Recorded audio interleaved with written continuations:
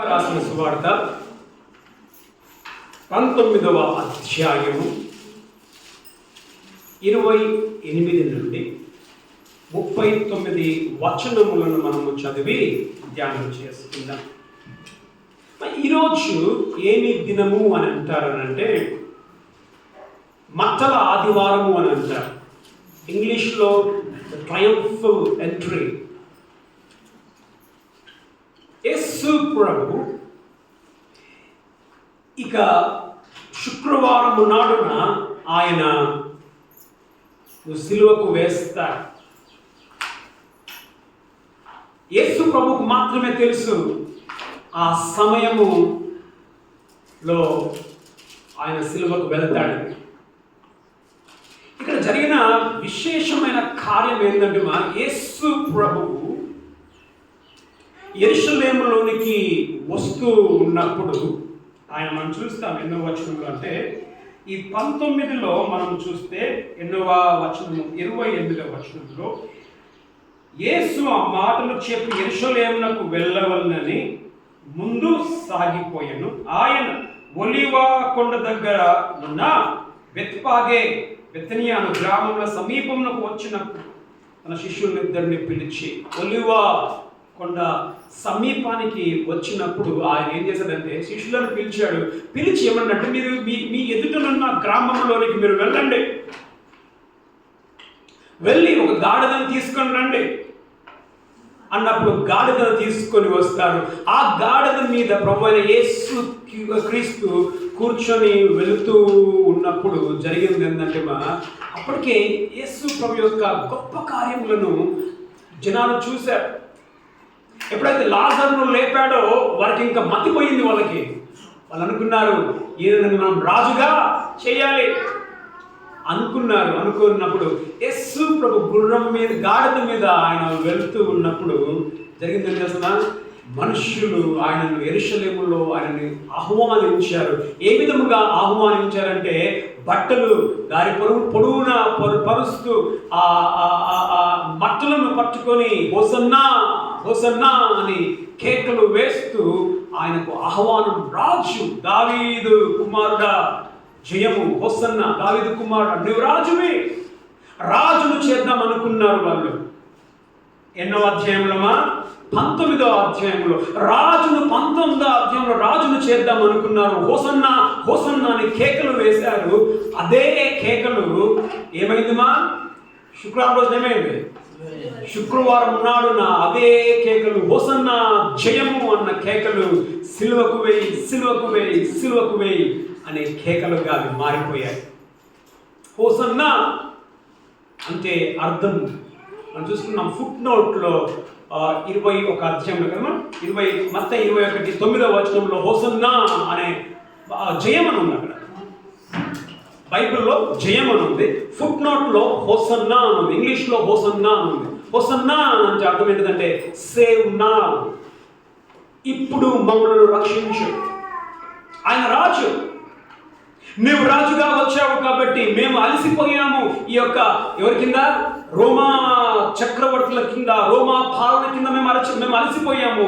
నీవు మెస్సయ్యావి, మమ్మల్ని రక్షించు. హోసన్నా మమ్మల్ని రక్షించు అన్న మాటలే ఏమన్నాయి? మమ్మల్ని రక్షించు అన్న మాటలు, హోసన్నా అనే మాటలు సిలువలోకి పోయినప్పుడు ఏమైనాయి? నీవు అందరిని రక్షించావు, ఇప్పుడు నిన్ను నీవు రక్షించుకో చూస్తాం. అప్పుడేమో రక్షించు అన్నారు, ఇప్పుడు నిన్ను రక్షించు అనే కేకలు మాటలు మారిపోయాయి. మనం గమనిస్తున్నామా ఈ యొక్క లూకాసు వార్త 19:28-39 ఇవే ఎక్కడ కనిపిస్తాయంటే మత్తయి 21:1-9 మనం చూస్తాం. మార్క్ 11:1-10 మనం చూస్తాం.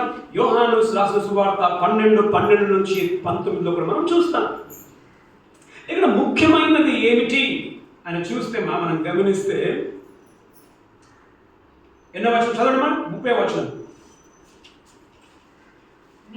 మీరు ఎదుటనున్న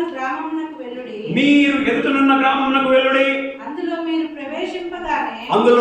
ప్రవేశింపగానే కట్టబడి ఉన్న ఒక గాడిద పిల్ల మీకు కనబడును. కట్టబడి ఉన్న ఒక గాడిద పిల్ల మీకు కనబడును. దాని మీద ఏ మనుషుడును ఎన్నడూను కూర్చుండలేదు. దానిని విప్పి తీసుకునేదండి. వాక్య అంశము విప్పబడిన గాడిద. ఏమ్మా వాక్యాంశము? విప్పబడిన గాడిద. ఎప్పుడు విప్పబడింది? ఎవరు దేన్ని విప్పుతారు? కట్టబడిన దాన్ని విప్పుతారు. సో వాక్య అంశం ఏమిటిమా? విప్పబడిన. కొందరికి మాటలు రావట్లేదు, కొందరికి అలవాటు అయిపోయింది కదా. ఏంటిది? కాదు మా ఈ గాడిద. ఎంతమందికి ఇష్టం మా ఈ పదం? ఎంతమందికి ఇష్టమ్మా? ముగ్గురు చెప్తాడు. ఎందుకు ఇష్టం? మరి మీ పిల్లల్ని గాడిద గాడిద గాడిద అని పిలిచి ఇష్టమైపోయిందా? గాడిద అనే పదాన్ని మనము సాధారణంగా మనం వాడేది ఎప్పుడు వాడతామా? బుద్ధి లేని వాళ్ళను, తిట్టేటోళ్ళను మనం గాడిద, పనికిరాడి గాడిద, అడ్డగాడిద, ఇలా గాడిద అనే మనం పలికినప్పుడు ప్రేమతో మనం పలకం, కోపముతో తిట్టు, అదొక బూతులాగా మనం చూస్తాము గాడిద. గాడిద గురించి మనం ఆలోచన చేస్తే, గాడిద మన పెట్స్ ఉంటాయి, పెంచుకునే పెంపుడు జంతువులు ఉంటాయి. ఎవరైనా గాడిదని పెంచుకుంటారన్నా? పెంచుకుంటే ఇంట్లో తంతిగా తరుగుతారు మీరు. అది అరిస్తే ఏమవుతుంది? చివరికి రక్తం కాలుతుంది. దాని కేక్ అంత భయంకరంగా ఉంటుంది గాడిద అరకు. గుర్రాన్ని పెట్టుకోవచ్చేమో కానీ గాడిద పెట్టుకొని కడితే దూరం ఊరవతలు పెట్టుకుంటాడు. సో గాడిద అంత ఏంటిదిమా? ఒక పెట్ కాదు, అది పెంపుడు జంతువు కాదు అది. కానీ అలాంటి గాడిదను ప్రమాణ చేసి ఇంకోటి, దావీదు కుమారుడా నీకు జయము హోసన్నా. ఈ రాజు ఏ విధంగా వస్తాడు? రాజు వస్తే ఆయన గుర్రం మీద వస్తాడు, గాడిద మీద కాదు. ఈ రాజు ఒక ప్రత్యేకమైన రాజు, అందరు రాజుల్లా కాదు. ఆయన లోకాన్ని జయించడానికి రాలేదు, ఆయన మనల్ని జయించడానికి వచ్చాడు. ఈ గాడిద ఏంటిమా? ఇది ఇష్టమైంది కాదు. ఈ ఇష్టము కాని దానినే యేసు ప్రభు ఇష్టముగా కోరుకున్నాడు. ఇది మనం చూసుకున్నాం ఏంటంటే ఇది కట్టబడింది అని మనం చూసుకున్నాం. కట్టబడింది. ఈ కట్టబడిన దానిని విప్పుమన్నాడు. ఒక విధంగా మనం చూస్తే మనమే అంటూ ఉంటాం. మనం ఇప్పుడు అంటున్నాం, ఏమన్నాం? గాడిద అంటాం. ఎవరిని? మన పిల్లల్ని ఎవరైనా తప్పు చేస్తే గాడిద అంటున్నావు అని అంటే మనము గాడిదలమే. ఎందుకంటే మనము మంచి వాళ్ళము కాదు, మనం పాపులమే. మనము గాడిద వంటి స్వభావములు కలిగిన మనము కట్టబడింది అని అంటే దేనికి స్వేచ్ఛ ఉంటుంది? దేనికి స్వేచ్ఛ ఉంటుంది? కట్టబడిన దానికి స్వేచ్ఛ ఉంటుందా? విప్పబడిన దానికి స్వేచ్ఛ ఉంటుందా? విప్పబడిన దానికి స్వేచ్ఛ ఉంటుంది. ఇది కట్టబడింది అని మనం చూస్తూ ఉంటాము. మనం కూడా కట్టబడింది అంటే దానికి శక్తి లేదు. బైబిల్లో మనం చూస్తాం, యేసు ప్రభు మనం ఇంకా శక్తిహీనులమై ఉండగా యేసు ప్రభు మన కొరకు చనిపోయాడు. ఎఫెసీ 2:5 అంటాడు, పాపము తీసేపడలేదు. పాపముల చేత మనము చచ్చిన వారమై ఉండగా, మనం కట్టబడ్డా, మనకు శక్తి లేదు, మనము విడిపించుకునే శక్తి లేదు. మనం చచ్చిపోయాం. ఎవరైనా వస్తే బ్రతికిస్తే తప్ప, లేకపోతే తప్ప మనకు ఏం లేదు, శక్తి లేదు. ఇప్పుడు ఈ గాడిద కట్టబడింది. ఈ కట్టబడిన గాడిదను ఎవరైనా విప్పితే తప్ప అది స్వేచ్ఛగా తిరగడానికి అది వీలు కాదు. మనం కూడా అలాంటి వారముగా, మనం పాపానికి బానిసలముగా, శక్తి లేని వారముగా మనం ఉన్నప్పుడు యేసు ప్రభు మన కొరకు చచ్చిపోయాడు, మనల్ని విమోచించ, మనల్ని విడిపించ. ఇప్పుడు గమనిస్తే మనం కొన్ని విషయాలు మనం నేర్చుకుంటే, ఏ విధముగా ఆయన గాడిదను విప్పాడు. ఇక్కడ ఎంతమంది చెప్తారు దేవుడు విప్పాడని? పాపము నుండి మనం విప్పాడు. ఎప్పుడు విప్పాడు? ఈ గాడిదను విప్పాడు. ఏ విధముగా దాన్ని విప్పాడు? చదవడమా 30వ వచనం చదవడమా. మీరు ఎదుటనున్న గ్రామమునకు వెళ్ళుడి, అందులో మీరు ప్రవేశింపగానే కట్టబడి ఉన్న ఒక గాడిద పిల్ల మీకు కనబడును, దాని మీద ఏ మనుషులను కూర్చుండలేదు, దాన్ని విప్పి తీసుకుని రండి, తోలుకొని రండి. ఎట్లా విప్పాడు? ఎట్లా? ఇప్పుడు గమనించండి. ఇప్పుడు విప్పాలి అని అంటే నీవేమైనా కొనాలి అని అంటే నీకేమైనా కావాలి అని అంటే నువ్వు ఎట్లా కావాలంటావు? ఈడే కూర్చొని వినండి, ఈడే కూర్చొని బాగా నాకు చెప్పింది అనుకో, సార్ అక్కడ మంచి గొర్రె చూసిన సార్, అది తీసుకో అని అంటే నేనేం ఏం చేస్తాను? సాధారణంగా ఏం చేస్తాను? గొర్రె నీకు కావాలి తీసుకో అంటే నువ్వేం చేస్తావు? లేకపోతే ఇల్లే నీకు కావాలి, ఆ ఇల్లు నువ్వు కొనుక్కోండి, నువ్వేం చేస్తావు? చెప్పారు బాగుంది అని, తీసుకో అంటావా? ఏం చేస్తావు? పోయి నీవు చూస్తావు అది బాగుందా లేదా. నీవు దానిని చూడకుండా నీవు దాన్ని కొనవు. యేసు ప్రభు ఇక్కడ మనం చూస్తేమా గాడిదను ఆయన ఊరిలోనికి వెళ్ళి తిరుగుతూ ఆ గాడిద ఈ గాడిద ఈ బాగా ఇది బాగా ఇది బాగుంది ఇది బాగా ఆయన సెలెక్ట్ చూసి చేయలేదు. ఆయన చూడకుండానే చూడమ్మా ఏమంటున్నామా, మీరు గ్రామమున ఎదుటనున్న గ్రామంలోనికి వెళ్ళుడి. యేసు ప్రభు చూడలేదు, యేసు ప్రభు వెళ్ళలేదు, వెళ్ళకుండానే ఆయన గాడిదను విప్పుతూ ఉన్నాడు. ఇక్కడ వెళ్ళకుండానే గాడిదను విప్పుతూ ఉన్నాడు. వెళ్ళి విప్పితే ఏమా, చూసి విప్పితే అదేం గొప్ప కాదు, చూడకుండా విప్పితేనే గొప్ప. దేవుడు కూడా యేసు ప్రభు నిన్ను నన్ను విప్పింది, నిన్ను నన్ను కోరుకుంది ఎప్పుడు తెలుసామా? నువ్వు పుట్టిన తర్వాత నువ్వు పెరుగుతా ఉంటే అబ్బా నీ తోలు ఎర్ర ఉంది, ఏమా నీకు తెలివి బాగుంది, అబ్బా నీకు డబ్బులు బాగున్నాయి, అబ్బా నువ్వు ఫలానా కుటుంబంలో కులంలో నువ్వు పుట్టావు కాబట్టి నువ్వు నాకు కావాలనలా. బైబిల్ అంటుంది భూమికి పునాదులు వేయబడక మునిపే ఆయన నిన్ను కోరుకున్నాడు. ఎప్పుడు విప్పాడమా? చదవమ్మా ఎఫెసీ 1:4 చివరి భాగం చదవండి. ఎఫెసీ 1:4 చివరి భాగం. మనలను ముందుగా తన కోసం నిర్ణయించుకొని మనము తన ఎదుట పరిశుద్ధులమైన నిర్దోషులమై ఉండవలెనని జగత్తు పునాదులు వేయబడక మునిపే ప్రేమ చేత ఆయన క్రీస్తులో మనలను ఏర్పరచుకున్నాడు. అమ్మా ఎప్పుడు ఏర్పాటు చేసుకున్నాడు బా? అమ్మా ఎప్పుడు ఏర్పాటు చేసుకుంది? ఇంకా భూమికి పునాది వేయబడక మునిపే, ఆకాశంలో సూర్య చంద్ర నక్షత్రములు కలిగించక మునిపే, ఏమీ లేక ఉన్నప్పుడే దేవుడు నిన్ను ఎన్నుకున్నాడు. ఇప్పుడు గాడిని ఎట్లా విప్పుతున్నాడమ్మా? చూసి విప్పుతున్నాడా? చూడకుండానే ఆయన ఎన్నుకున్నాడు. నిన్ను నన్ను కూడా ప్రభువైన యేసు క్రీస్తు చూడకుండానే భూమి పునాదులు వేయబడక మునుపు మనల్ని ఎన్నుకున్నాడు. అందుకే అంటాడు గలతీ 1:15 అంటాడు. తర్వాత ఎవరన్నా 21:5 చదవండి. ఒకరు గలతీ 1:15 చదవండి. గలతీ 1:15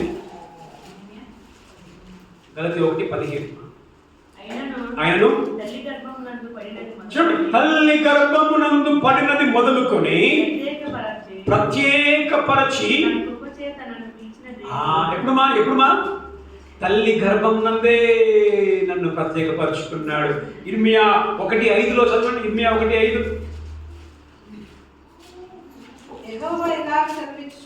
ఓకే ఇర్మియా 1:5 ఏదన్నా గర్భములో నేను నిన్ను రూపింపక మునిపే అమ్మా ఎప్పుడు మా దేవుడు నిన్ను కావాలనుకున్నాడమ్మా? సో ఎప్పుడు కావాలనుకుంటున్నావు? ఇంకా నువ్వు తల్లి కడుపులోకి నువ్వు మొదటి దినము కూడా రాకమునిపే దేవుడు నాకు కావాలని కోరుకున్నాడు. అమ్మ నిన్ను విప్పింది ఎప్పుడు తెలుసామా? ఆయనకు తెలుసు నీవు పుట్టిన తర్వాత నీవు కట్టబడతావని. కట్టబడిన మనల్ని నువ్వు యేసు ప్రభు దేవుడని నమ్మినప్పుడు నువ్వు విప్పబడ్డావు. ఎందుకు విప్పబడ్డావమ్మా? ఎందుకు విప్పబడ్డావు నువ్వు? ఎందుకు విప్పబడ్డావు? ఆయన జగత్తు పునాది వేయబడక మునిపే నిన్ను కోరుకున్నాడు ఆయన, అందుకే నేను విప్పబడ్డావు. మొదటి మనం చూస్తున్నామా, ఆయన ఏ విధముగా గాడిదను విప్పాడంటే తన యొక్క జ్ఞానం, భవిష్యత్ జ్ఞానంలో ఆయన ఇంకా వెళ్ళక మునిపే, చూడక మునిపే ఆయన మనల్ని కూడా ఆ విధంగానే మనం విప్పాడు. మొదటిదిగా మనం చూస్తున్నాం. రెండవదిగా ఏ విధంగా దాన్ని విప్పాడు యేసు ప్రభు? మొదటిగా ఎట్లా విప్పాడమా? తన భవిష్యత్ జ్ఞానం బట్టి విప్పాడు. రెండవది ఏ విధంగా విప్పాడమా? ఇదే 30 వచనంలో మనం చూస్తేమా, ఇదే 30లో మనం చూస్తే ఏమనుంది? మీరు ఎదురున్న గ్రామమునకు వెళ్ళుడి, అందులో మీరు ప్రవేశింపగానే కట్టబడి ఉన్న ఒక గాడిద పిల్ల మీకు కనబడు, దాన్ని తీసుకోండి. ఏమంట? ఎన్ని గాడిదలు ఉన్నాయి అక్కడ? ఎన్ని గాడిదలు కోరుకున్నాడమ్మా? 2. అఫ్కోర్స్ 2 కూడా మనం చూస్తాం, ఎందుకంటే పిల్ల ఉంటే తల్లి కూడా ఉంటుంది. ఇంకో దగ్గర మనం చూస్తాం తల్లి పిల్ల ఇద్దరు ఉన్నారు. ఇక్కడ మనం చూస్తున్నాం ఏంటంటే గాడిద పిల్ల ఒక్క అని మనం చూస్తున్నాం. ఒక్క, జాగ్రత్తగా వినండి, ఒక్క అంటే ఒకటే గాడిద కదా మా ఊర్లో? అమ్మా ఒకటే గాడిద కదా మా ఊర్లో? ఎన్నో గాడిదలు ఉంటాయి. ఆ ఎన్నో గాడిదలకి నేను అడిగింది ఏంటమ్మా? నాకు ఒక్క గాడిద, ఆ గాడిద నాకు కావాలి. అమ్మ ఆ గాడిద నాకు కావాలంటే అర్థం ఏంటిది? స్పెషల్. నీవు ప్రత్యేకము, ఆ గాడిద ప్రత్యేకమైనదే. ప్రత్యేకమైనది. అన్ని గాడిదలలో ఎందుకు ప్రత్యేకత వచ్చింది? ఎందుకు ప్రత్యేకత వచ్చింది? దానికి ఏమన్నా మంచిగా దినాలు స్నానం చేపిస్తుందా వాళ్ళ యజమానుడు? దానికి ప్రత్యేకత ఎందుకు వచ్చిందని అంటే ఆయన కోరుకున్నాడు కాబట్టి దానికి ప్రత్యేకత వచ్చింది. అమ్మా ఆయన ఏ విధముగా దాన్ని విప్పాడంటే ప్రత్యేకముగా దాన్ని విప్పాడు. మొదటిగా ఆయన దాన్ని తన యొక్క భవిష్యత్తు జ్ఞానంలో కోరుకున్నాడు. రెండవది ఆయన దాన్ని ప్రత్యేకముగా ఆయన దాన్ని విప్పుతా ఉన్నాడు. గమనించండి, మీ ఊరిలో ఎంతమంది గాడిదలు, ఎన్ని గాడిదలు లేవమ్మా బైబిల్ ప్రకారంగా? దీని ప్రకారంగా మనం చూస్తే అందరం గాడిదలమే. ఓకే, దీని ప్రకారం అందరం గాడిదలమే. మన ఊళ్ళో ఎన్ని గాడిదలు లేవు? అందరి గాడిదలే. ఆ అన్ని గాడిదలలో దేవుడు కోరుకుంది ఎవరుమా? ఈ గాడిదలు. నవ్వుతున్నాను, ఈ గాడిద నవ్వుతున్నాను కానీ ఒకటి తెలుసా? ఇది స్పెషల్ గాడిద. ఎందుకు స్పెషల్ మా? నన్నే కోరుకున్నాడు ఆయన. అమ్మా నీ గ్రామంలో దేవుడు నిన్నే కోరుకున్నాడు.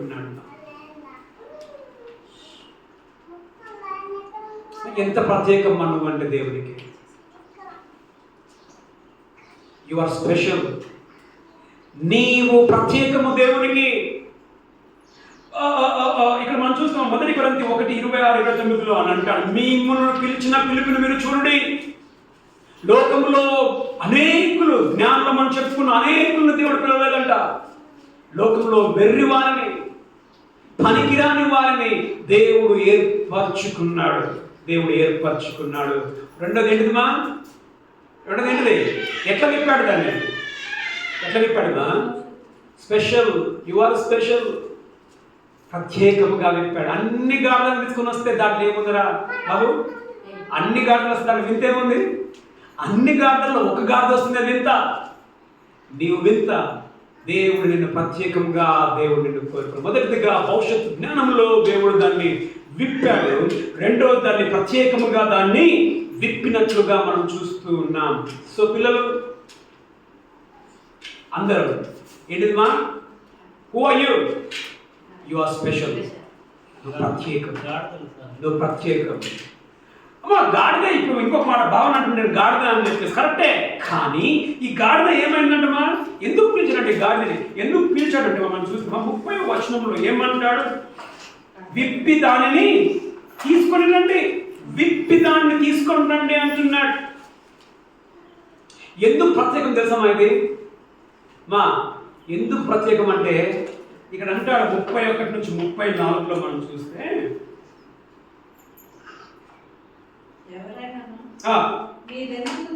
ఎవరైనా మీరు దీన్ని ఎందుకు విప్పుచున్నారని అడిగినాడా?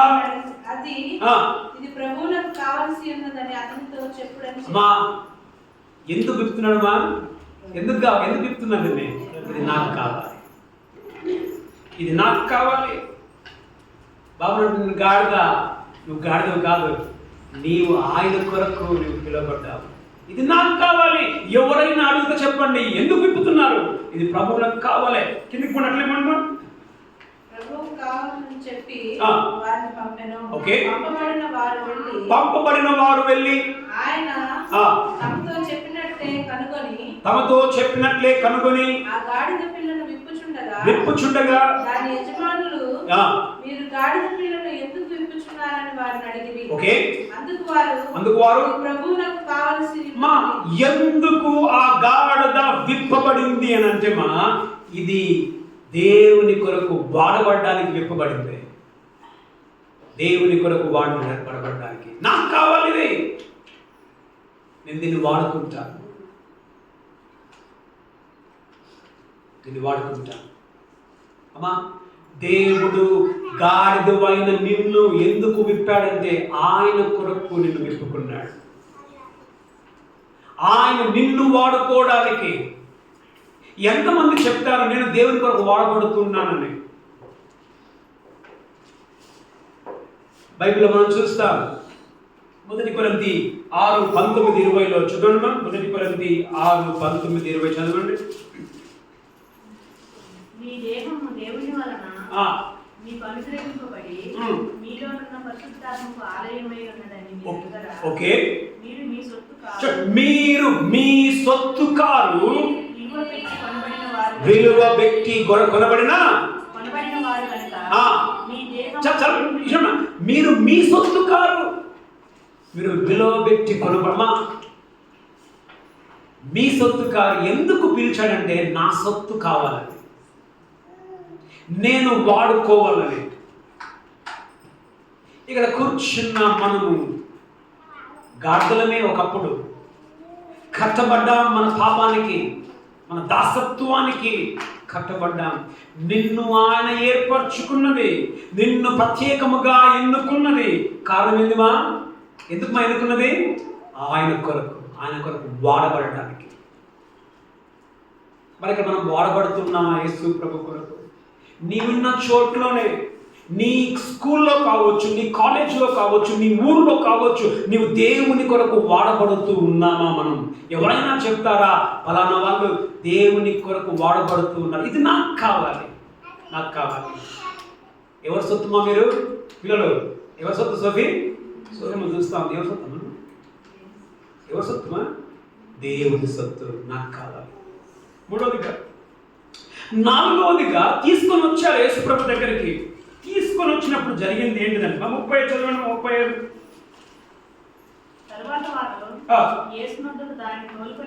యేసు నొద్దకు దానిని తోలుకొని వచ్చి ఆ గాడిద పిల్ల మీద తమ బట్టలు వేసి. ఓకే. ఇప్పుడు ఎందుకు విప్పబడింది అని అంటే ఏం చేశారంట? తీసుకొచ్చి ఏం చేశారంట?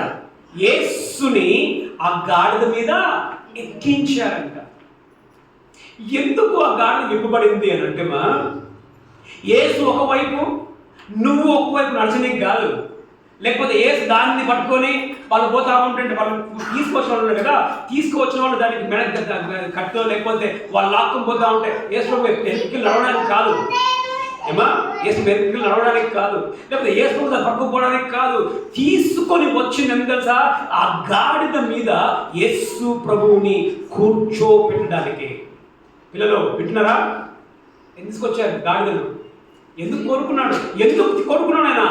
ఆయన ఆ గాడిద మీద ఎక్కడానికి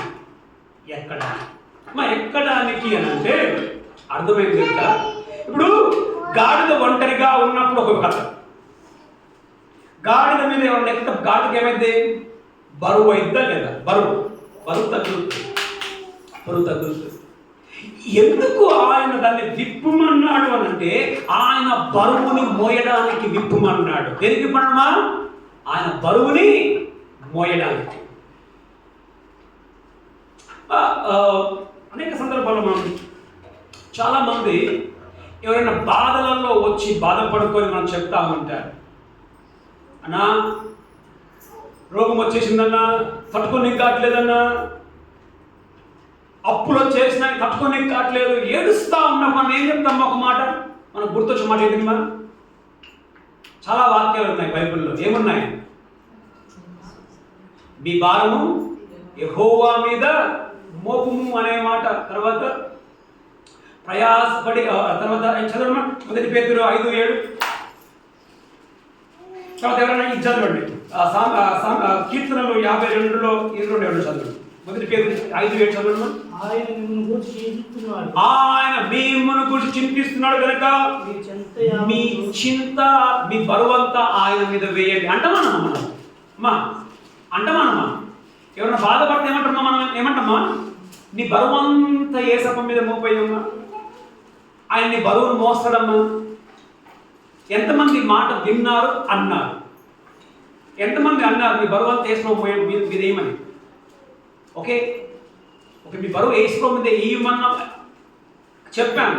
ఎంతమంది విన్నారు? మీతో ఎవరైనా చెప్పింది మీ బరువంతా యేసప్ప మీద వేసేయని చెప్పి ఎంతమంది విన్నారు? మనం విన్నాం. చదవడమా కీర్తనలు 52:22. 52లో క్షమించండి, 55:22. నీ భారము యెహోవా మీద మోపుము, ఆయనే నిన్ను ఆదుకొనును. నీ భారము మోపుము, ఆయన నిన్ను ఆదుకొనును. ఇలాంటి మాటలు మనం వింటూ ఉంటాం, ఇలాంటి మాటలు మనం మాట్లాడుతుంటాం. కానీ ఇక్కడ జరిగింది ఏంటి? ఇక్కడ గాడిదను యేసు ప్రభు మోస్తున్నాడా? గాడిద యేసుని మోస్తుందా? నిన్ను పిలిచింది యేసు ప్రభు, ఆయన బరువుని నువ్వు మోయడానికి. దేని మీద పిలిచింది యేసు ప్రభు? ఎందుకు విప్పాడు గాడిదని? ఎందుకు విప్పాడు? ఆయన బరువును మోయడానికి విప్పాడు. ఆయన బరువుని. ఎంతమంది దేవుని బరువుని మనం మోస్తూ ఉన్నాం? ఇక్కడ యేసు ప్రభు బరువుని మోస్తూ ఉన్నాం. అనేక సార్లు మనకు యేసు ప్రభుని మోయాలంటే మనకు బరువు అవుతుంది. అమ్మ, ఎంతమందికి బరువు మా యేసప్పని మోయాలంటే? ప్రకాశం మాత్రం ప్రతిదాన్ని చేస్తున్నాడు, సంతోషం. ఓకే, ఎంతమందికి బరువు కాదు యేసు ప్రభుని మోయాలంటే? అది హియర్ పిల్లలు, సోఫీ లుక్ అట్ మీ అని చూడండి. ఇప్పుడే బరువు అవుతుంది. నాకు బరువు కాదు యేసు ప్రభు అన్నవాళ్ళు చేస్తున్నాము. దానికి ఎత్తరు, దీనికి ఎత్తరు. అంటే మీరు గాడులు గారా? ఇప్పుడు పడిన గాడులు గారా? మీరు ముందు గాడులు కాదు. మా ఎంతమందికి బరువు కావడం లేదు? నాకు వేసుకోమంటే బరువు లేదు అన్న వాళ్ళు ఎంతమంది ఉన్నారమ్మా? ఎంతమందికి బరువు యేసు ప్రభు అంటే? ఇప్పుడు చెప్పాల్సింది. కానీ ఇక్కడ దేవుడు అనేక సార్లు మనం వేసుకుంటే మనకు బరువు. బాధకరమైన విషయం ఏంటంటే మన చర్చిలో చాలా మందికి బరువు. అది చాలా మందికి బరువు. ఎట్లా బరువు యేసు ప్రభు నీకు? ఉదయాన లేవగానే పుస్తకాలు తీసి చదువు, బైబిల్ తీసి చదవడానికి ఏంటిది? బరువు. అదే ఉదయాన 4 గంటలకు లేచి పుస్తకాలు చదువుకోవడానికి అమ్మ లేపే అవసరం లేదు. నిన్ను పొద్దున్న 4 గంటలకు లేచి చదువుకోవడానికి ఎగ్జామ్కి. వినండి పిల్లలు, అమ్మ లేపే పనికి చదువు కొరకు మాత్రమే కాదు, పనికి వెళ్ళాలన్నా కానీ ఆ గేట్లో చూడండి, రాత్రి 1 గంటకి వాళ్ళు టెంపోలు వేసుకొని ఎంతో దూరం పోతారు పనికి. నీకు బరువు కాదు. చదవడానికి 4 గంటలు వేసి చదువుకోవడానికి బరువు కాదు. అదే బైబిల్ పట్టుకొని చదవడానికి 1 నిమిషం నీకు బరువు అనిపిస్తుంది. నీకు నీ ఫ్రెండ్స్ తోటి గంటలు మాట్లాడడానికి నీకు బరువు కాదు. నీ దేవునితో మాట్లాడడానికి నీకు బరువు. ఇంకెంతసేపు ప్రార్థన, బరువు. అదే మాట అంటావా? ఎంతసేపు చదువు అని? పడుకోబిడ్డ అంటే అమ్మా ఇంకొక గంట చదువుకుంటా అమ్మా. మొబైల్ బంద్ చేసి పడుకోవాలంటే ఇంకొక 14 minutes చూసుకుని పడుకుంటా అమ్మా. బైబిల్ చదువురా అంటే అమ్మా ఇప్పుడేనా బైబిల్? ఇప్పుడేనా అంటాం? అదే టీవీకి చదువుకి ఇప్పుడేనా అంటామా? చెప్పకముందే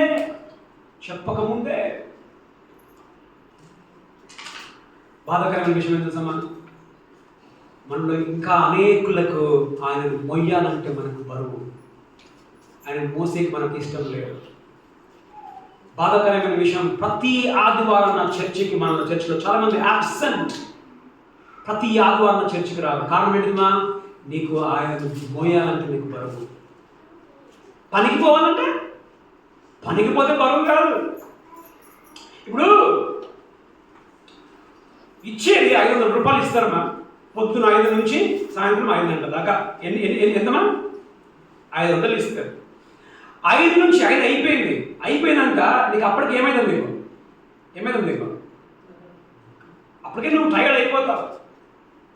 టైర్డ్ అయిపోయిన నీకు ఏమంటారు? అరే బాబు, ఇంకొక 2 గంటలు చేయాలి, నీకు ఓటీ ఇస్తామంటాడు. ఏం చేస్తావు? నీకు అది కష్టమే, కానీ ఆ డబ్బు కొరకు నీవు పనిచేస్తావు. అది నీకు బరువు అనిపించదు. బైబిల్లో అంటాడు యేసుప్రభు, నా కాడి సులువు, భారము తేలిక. నా కాడి ఎత్తుకొని పొమ్మన్నాడు యేసుప్రభు. నా కాడి ఎత్తుకొని నడుముడి. చూడమ్మా, మత్తయి రాసిన సువార్త 11:28-30 చదవమ్మా. మత్తయి 11:28-30.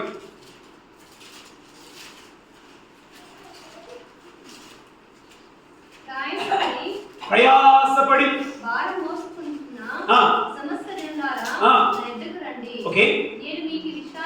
అంటే నీ బరువును మోస్తా, నీకు విశ్రాంతి వస్తుంది. కరెక్టే. Okay, okay. కాడి అంటే అర్థం ఏంటిది? నా బరువుని మీరు మోయండి, నా బరువుని మీరు మోయండి. అమ్మా, దాన్ని పిలిచింది, దాన్ని విప్పింది ఆయన బరువును మోయడానికి. నా కాడిని ఎత్తుకొని, ఓకే చాలమ్మా. అమ్మ గమనించండి, ఇప్పుడు నా కాడిని మీరు మొయ్యండి అని అంటే అర్థం ఏమి తెలుసమ్మా? ఇప్పుడు కాడి వేసినప్పుడు ఒక్కదాని మీద వేస్తారా, రెండింటి మీద వేస్తారా? కాడి వేస్తే ఒకదాని మీద, రెండు మీద, రెండింటి మీద కాడి వేస్తారు. కానీ ఇక్కడ బైబిల్ ఏమంటుంది? నా కాడి సులువు అంటాం. నా కాడి సులువు అని అంటే భారము తేలిక అంటే అర్థం ఏం తెలుసమ్మా? ఒకవైపు నీవు మోస్తే ఇంకొక వైపు ఎవరుంటుంది తెలుసమ్మా? నిన్ను పిలిచిన దేవుడు ఇంకో వైపు ఉంటాడు.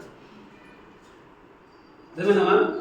నిన్ను పిలిచిన దేవుడు ఇంకో వైపు ఉంటాడు కాబట్టి నీ మీద పడే భారము అది తేలిక, అది సులువు. అది తేలిక, అది సులువు.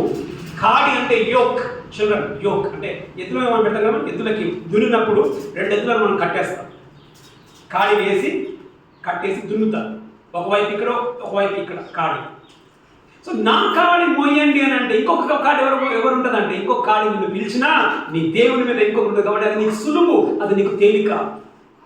కానీ మనకేం తెలుసా? ఇప్పుడు మనకి ఏది సింపుల్ అనిపించాలన్నా, ఏది ఈజీ అనిపించాలి? మనకి ఈ కాడి ఈజీ అనిపించాలన్నా, లోకంలో మోసే బరువు మనకి ఈజీ అనిపించాలన్నా? మనకి ఇది ఈజీ అనిపించాలి. ఏది ఈజీ అనిపించాలా? దేవుని మోసేది మనకి ఈజీ అనిపించాలి. కానీ మనకి ఇది ఈజీ అనిపించదు, ఇది మనకు కష్టం అనిపిస్తుంది, ఇది మనకు భారం అనిపిస్తుంది. ఏది భారం కాదు మనకి? ఏది భారం కాదు మనకి? నీ చదువు నీకు భారం కాదు, నీ పని నీకు భారం కాదు, దేవుడే నీకు భారం. శాసన బలం. కానుకల విషయంలో కూడా, కానుకల విషయంలో ఏం చేస్తాం మనం? కానుకలు ఇచ్చేకి బరువు. అయ్యో, ఇంత బరువు పోయామా? అదే నీ ఇంటి మీద ఖర్చు పెట్టుకోవడానికి వేలు ఖర్చు పెడతా. నీ ఇంటి మీద ఖర్చు అప్పులు చేసి మనం ఖర్చు పెట్టుకుంటాం. నీకు బరువు అనిపించదు. దేవుని పనికి ఇవ్వడానికి నీకు బరువు. అమ్మా, నిన్ను పిలిచింది ఎందుకు? ఆయన ఎందుకు పిలిచాడు? ఎందుకు పిలిచినమా? ఎందుకు ఇప్పాడమా? తన బరువుని మోయడానికి ఇప్పాడు. అమ్మా, ఇక్కడ కూర్చుంది నీకు ఆయన బరువుగా అనిపిస్తున్నాడా, తేలిగ్గా అనిపిస్తున్నాడా? మనకు చాలా సందర్భంలో ఆయన బరువు. ఇంకోటి, నువ్వు బరువు మోయాలి అని అంటే ఏం చేయాలి? ఇప్పుడు ఈ గాడిద బరువు మోయాలి అని అంటే దానికి ఏం కావాలి తెలుసా? దానికి ట్రైనింగ్ కావాలి. ఇప్పుడు మన దాంట్లో ఎవరినన్నా పట్టుకుపోయి నన్నే అనుకుని రావు, నన్ను పట్టుకుపోయి గాడి మీద కూర్చోబెడితే ఏమైంది చెప్పండి? అక్కడ గాడి ఉందమ్మా, అక్కడ రోడ్డు మీద ఈ బాబన్న జయంతు అజయ్ ముగ్గురు పట్టుకున్నాను. నన్ను గాడి మీద కూర్చోబెట్టడానికి ఏమైతే చెప్పండి? అక్కడ ఏమైందమ్మా? 4 కింద పడతాం మనం, అంతేనా? ఆశ ఆషమాషి కాదు గాడిదని పట్టుకోవడానికి. తన్నిందంటే మొత్తం షేప్ అవుట్ అయిపోతుంది. అసలు అందరం పోయింది. నేను చేతిద్దాం ఎముకలే వాడితే కొంచెం బలంగా ఉంది. మా ఎముక ఎదిగిపోతే వాళ్ళ మాంసం పలిగిపోతుంది.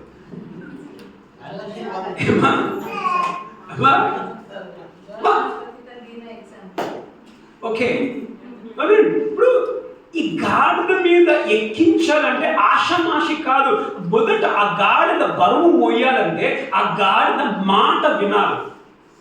అంతేనా? మాట వినకపోతే ఎక్కిస్తుందా? వెనక్కి కలుతా ఉండదు. అంటే దీనికి ట్రైనింగ్ కావాలి. ఇది వినాలి, వింటేనే ఎక్కడానికి అవుతుంది.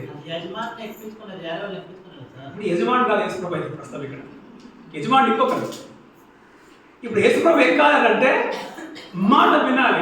ఒక మాట, నీవు బరువు మోయాలి అని అంటే సుబి లుకియర్, నీవు బరువు మోయాలంటే ఏం చేయాలి తెలుసమ్మా? నువ్వు నేర్చుకోవాలి. నువ్వు నేర్చుకున్నప్పుడే నువ్వు బరువు మోయడానికి అవుతుంది. నేర్చుకోకపోతే మనం నేర్చుకుంటావు. నువ్వు కూర్చోండి పోయి ఎక్కడ షేమ్లలో కూర్చొని దాన్ని ఏమంటున్నా అన్నాలు కోసేది, ఆ బీట్రూట్ కోసేది, ఆ దుంపల గడ్డ కోసేది కోసుకొని కూర్చోండి. అదే నేర్చుకోండి. మనకి ఏమి తెలుసు అంటే ఆ కత్తిని పదులు చేసేది బాధకరం. ఇంకెన్నాళ్ళు మనం నేర్చుకోకుండా ఉండేది? దినమంతా వారంలో ఒక్క దినానికి 24 గంటలు. 24 గంటలలో ఎన్ని గంటలు నువ్వు దేవునికి ఇస్తున్నావు? 24 గంటలలో వారంలో 6 రోజులు నీకేం భారం అనిపించేది? కనీసం ఆదివారాన 2 గంటలు దేవునికి ఇవ్వడానికి నీకు బరువు అనిపిస్తుందా? విచారకరం. మనకు బరువు దేవుడు అంటే పిలిచినందుకు మా బరువుని మోయడానికి. మొదటిగా మనం చూసుకున్నాం ఏంటమ్మా, దాన్ని తన భవిష్యత్ జ్ఞానంలో దాన్ని విప్పాడు. రెండోది ప్రత్యేకముగా దానిని కోరుకున్నాడు. మూడోది నాకు కావాలి అని కోరుకున్నాడు. నాలుగోది ఏంటిదిమా, తన బరువుని మోయడానికి కోరుకున్నాడు. ఐదవది ఎందుకు కోరుకున్నాడు, ఎందుకు విప్పాడు? 36 చదవడమా. ఆయన వెళ్ళుచుండగా, చాలండి, ఆయన వెళ్ళుచుండగా. నడిచేది ఎవరమ్మా?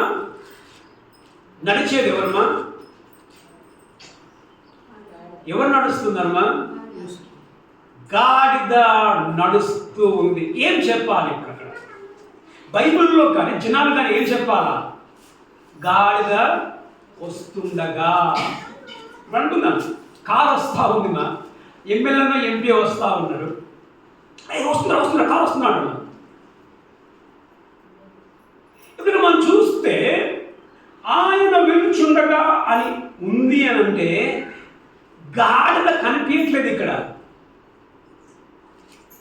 ఎవరు కనిపిస్తున్నారు? మా అక్కడ యేసు ప్రభువు కనిపిస్తున్నాడు. గాడిద అసలు ఏముండాలంటే గాడిద వెళ్ళుచుండగా, లేకపోతే యేసు ప్రభు గాడిద మీద కూర్చొని వెళ్ళుచుండగా ఉండాలి. కానీ అట్లా లేదు. ఏమనుంది? ఆయన వెళ్ళుచుండగా. అర్థమేంటి? మా గాడిద కనుమరుగైపోయింది యేసు ప్రభువులో. గమనించండి, మనం దరిదాపుగా 5 సార్లు గాడిద మనం చూస్తున్నాం. ఇక్కడ 5 times గాడిద ఉంది. 32వ వచనంలో చూడండి. 32 ఓకే, కట్టబడి ఉన్న ఒక గాడిద పిల్ల అని రాయబడింది. ఓకే, ఒక గాడిద పిల్ల అంటే ఇంకా యేసు దగ్గర రాలా. 33లో 2 సార్లు ఉంది. 33లో 2 సార్లు. 33లో ఆ గాడిద పిల్లను విప్పుచుండగా, ఇక్కడ గాడిద పిల్ల అని ఉంది. తర్వాత దాని గాడిద పిల్లని ఎందుకు విప్పుచున్నారు? 33లో 2 సార్లు ఉంది గాడిద అనేది. తర్వాత 35లో కూడా 2 సార్లు మనం చూస్తాం. 35లో తరువాత వారు యేసునందుకు దానిని అంటే గాడిద, దానిని తీసుకొని వచ్చి ఆ గాడిద పిల్ల మీద తమ భర్త. ఈ గాడిద అనేది మనకి కనిపిస్తుంది, కానీ 36వ వచనంలో వస్తే గాడిద లేదు. ఏమనుంది? యేసు. గాడిద లేదు అక్కడ, యేసు.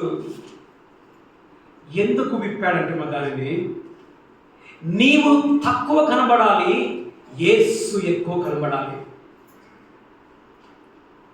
నీవు ఆయనలో కనుమరుగైపోవాలి.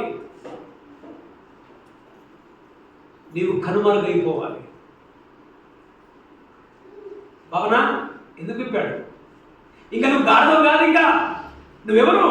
నువ్వు యేసు ప్రభువు పోలికలు చూపించేవాడవు నీవు. ఇంకా ఇక్కడ కూర్చున్న మనలో ఇంకా మనము గాడిదలమేనా? లేకపోతే ఎవరు కనిపిస్తున్నారు? గాడిద కనిపిస్తుందా నీ లోపల?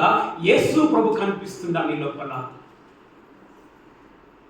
ప్రజలు చూసినప్పుడు గాడిద అంటారా? ఎంత మంచి బిడ్డ రాయివే, ఎంత మంచి పిల్లోడు రాయినా, ఎంత మంచి బుద్ధులు రాయివే. ఎవరు మా ఇవన్నీ? యేసు ప్రభు చూపిస్తున్నాయి. ఇవన్నీ యేసు ప్రభు చూపిస్తున్నాయి.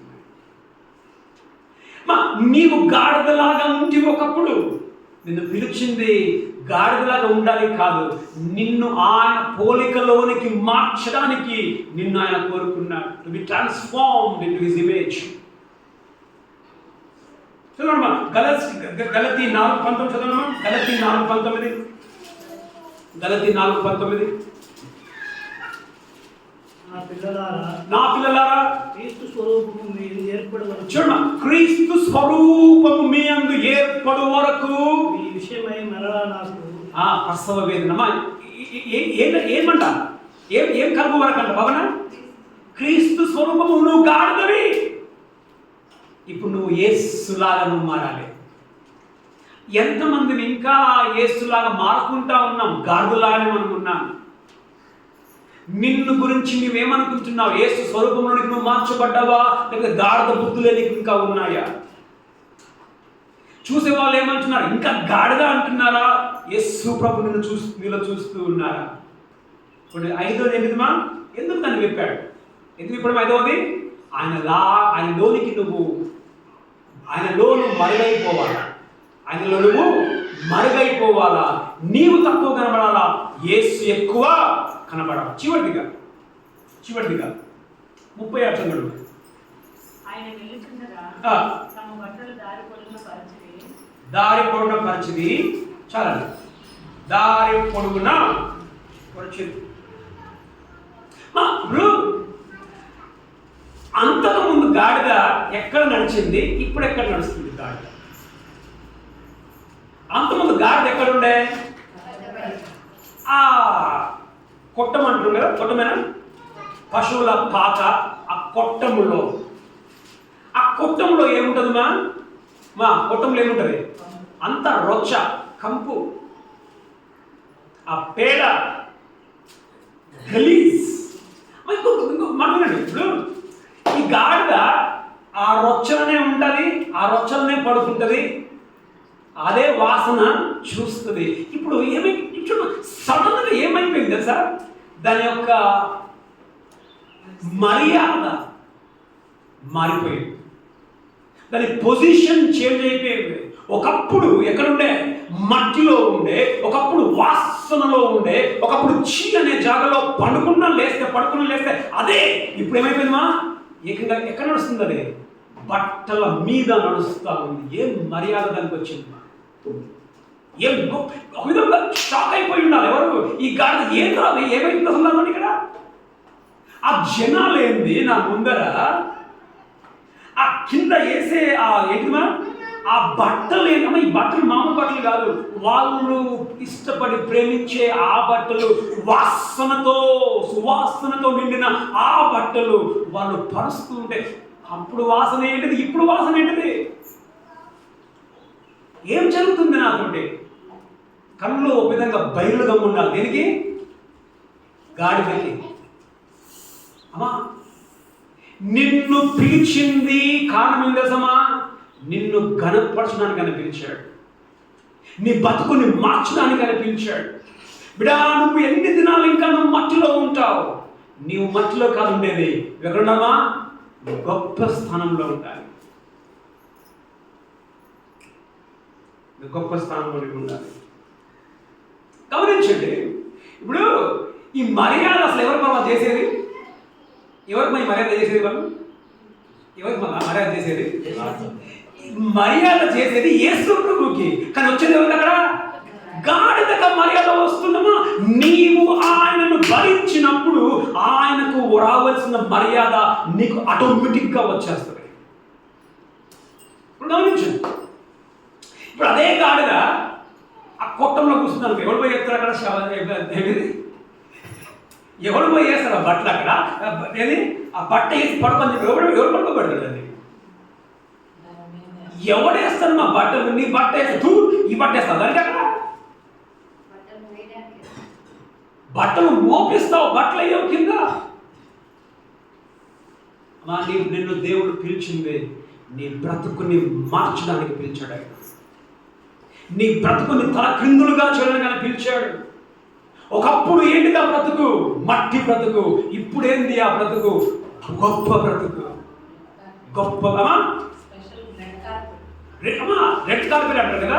ఈ మన ప్రధానమంత్రులు వాళ్ళు పోయినప్పుడు వాళ్ళకి రెడ్ కార్పెట్ వేస్తారు. వాళ్ళకి రెడ్ కార్పెట్ సూపర్ సూపర్.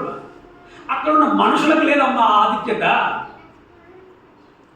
ఆ గాడిదకి ఆ ఆధిక్యత, ఆ గాడిదకి ఆ ఆధిక్యత.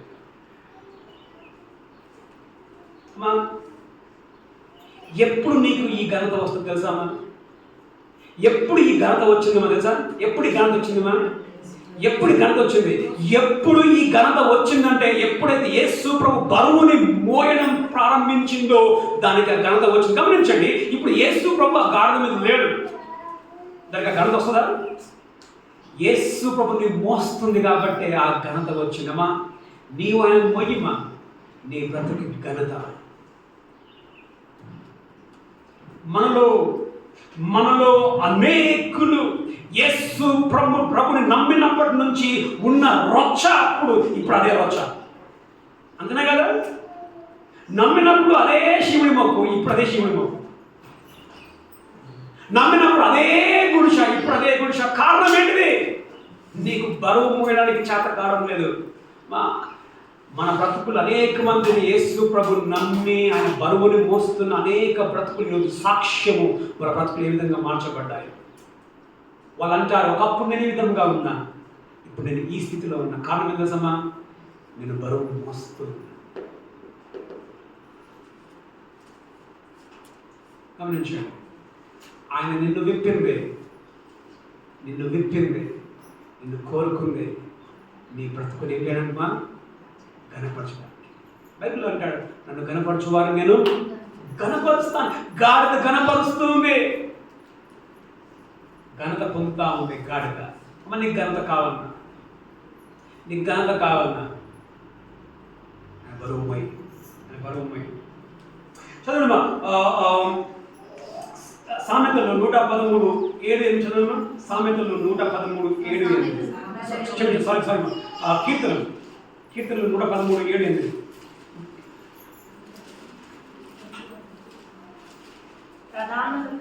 ప్రధానులతో తన ప్రజల ప్రధానులతో వారిని కూర్చుండబెట్టకై ఆయన నేల నుండి మా దరిద్రులు లేవనెత్తువాడుమా. ఎక్కడి చేయమా? ఇది దరిద్రం, దాని బతుకు రొచ్చ బతుకు. దానికి ఏ పొజిషన్ వచ్చిందో, ఏ స్థానం నుంచి ఏ స్థానానికి దిగిపోయింది ఆ గాడిద. నిన్ను ప్రధానులతో కూర్చోబెట్టడానికి పెంట కుప్ప నుండి ఆయన మనల్ని లేవనెత్తి వాడుగా ఆయన ఉంటూ ఉన్నాడు. అలా మనం అనుకోవచ్చు, నేను పనికిరాని గాడిదలు, నిన్ను గాడిదలు. అవును, మనం గాడిదలమే. ఆయన మనల్ని గణపరచడానికి ఆయన నిన్ను కోరుకుంటున్నాడు. నిన్ను గణపరచడానికి. ఎంతమంది ఘనత కావాలా? ఎంతమందికి నేను ఉన్నత స్థానంలోకి నేను పోవాలా, నా బ్రతుకు మార్చబడాలా? ఎంతమందికి ఆశ ఉంది? మనం ఆశ లేదా? సోఫీకి లేనట్టు ఆశ. ఓకే, జోష్న దీనికి ఇంతే. నీ బ్రతుకు మార్చబడాలి అని అంటే నువ్వు చేసింది ఒకటే, ఆయన బరువు పోయి చెప్పొద్దు మా, నీకు మీ అమ్మ నాన్న చెప్పొద్దు, బిడ్డ చదువుకో, నీకు బరువు అనిపించద్దు మా. బైబిల్ చదవడం నీకు బరువు అనిపించద్దు. ప్రార్థన చేయడం నీకు బరువు అనిపించొద్దు. ఆయన కొరకు బ్రతకడం నీకు బరువు అనిపించొద్దు. నువ్వు మోస్తా ఉండు. నీ కిందికి ఏమొస్తాయమా? నీ కిందికి బట్టలు వస్తాయి. నీ బ్రతుకు మారిపోతుంది. ఎంత గొప్ప ధన్యత ఆ గాడిదకు దొరికింది. ఇంకొక మాట చివరి మాట ఇక్కడ చెప్పి ముగిస్తాను. ఇది 38వ వచనంలో మనం చూస్తే, ప్రభు పేరట వచ్చు రాజు స్తుతింపబడును గాక. రాజు ఎట్లా రావాలండి? రాజు ఎట్లా రావాలండి? ఎట్లా రావాలన్నా? గుర్రం మీద రావాలా? ఈ రాజు గాడిద మీద వస్తాం. చదవడమా జకరియా 9:9 చదవడమా. జకరియా 9:9. జకరియా 9:9.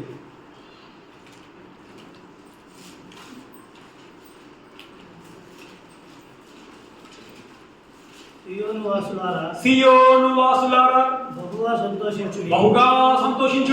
యెరూషలేము నివాసులారా ఓకే, ఉల్లాసముగా ఉండి. ఓకే, నీ రాజు నీతిపరుడును రక్షణ గలవాడును దీనుడై గాడిదను గాడిద పిల్లనెక్కి నీ యొద్దకు వచ్చుచున్నాడు. అమ్మా గమనించమ్మా, నీ రాజు ఎట్లా వస్తున్నాడు? నీ రాజు ఎట్లా వస్తున్నాడండి? గుర్రం మీద వస్తున్నాడు, గాడిద మీద వస్తున్నాడా? నీ రాజు గాడిద మీద. ఎంత తగ్గింపు మన రాజుకి! ఎంత తగ్గింపు మన రాజుకి! ఆ తగ్గింపు మనకుందా? వాక్యం మనం చూసుకున్నాం. మనం గాడిదమే, కానీ తన యొక్క భవిష్యత్తు ధ్యానం బట్టి నిన్ను విప్పాడు. నిన్ను ప్రత్యేకంగా కోరుకొని విప్పాడు. ఆయన కొరకు కోరుకున్నాడు, విప్పాడు. ఆయన బరువుని మోయడానికి నిన్ను విప్పాడు. ఆయన లోనికి, ఆయన స్వరూపంలోనికి మారాలని విప్పాడు. చివరిగా తనతో పాటు నిన్ను ఘనపరచడానికైనా విప్పాడు. నేను కళ్ళు మూసుకుందాం. ఒకసారి మళ్ళీ మనం చూసుకుందాం. నువ్వు బరువును మోస్తున్నావా, లేకపోతే దేవుడికి బరువు అయిపోయాడా?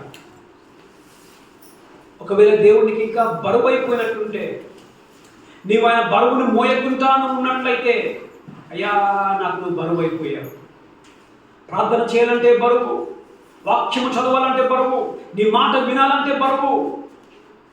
అయ్యా నాకు సహాయం చెయ్యి, నేను నిన్ను మోస్తాను, నీ మాట వింటాను, నీ స్వరూపంలో నేను మార్చబడతాను. నేను కాదయ్యా కనిపించేది, నువ్వు కనబడాలి. నాలో నిన్ను చూడాలి జనాలు, నన్ను కాదు జనాలు చూసేది. నీవు నాలో కనబడాలని దేవుని దగ్గర ఒప్పుకోమా, దేవుని దగ్గర ప్రార్థన చేయ. మా దేవుడు నిన్ను పిలిచింది ఇంకా మట్లో ఉండడానికి కాదు, దేవుడు నిన్ను పిలిచింది నిన్ను కనపరచడానికి, నిన్ను గొప్ప చేయడానికి ఆయన పిలిచాడు.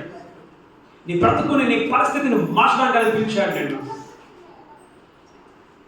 తండ్రి మీకు వందనములు, నీ వాక్యమును బట్టి మీకు వందనములు, నీ కృపను బట్టి, నీ ప్రేమను బట్టి, నీ భవిష్యత్తు జ్ఞానములు మమ్మల్ని చూచి, మమ్మల్ని విప్పి, నీ కొరకు కోరుకొని, నీ బరువును పోయడానికి మనం కోరుకున్నాం. కానీ అనేక సందర్భాలలో ప్రభావ మీరు మాకు బరువు అయిపోతూ ఉన్నారు.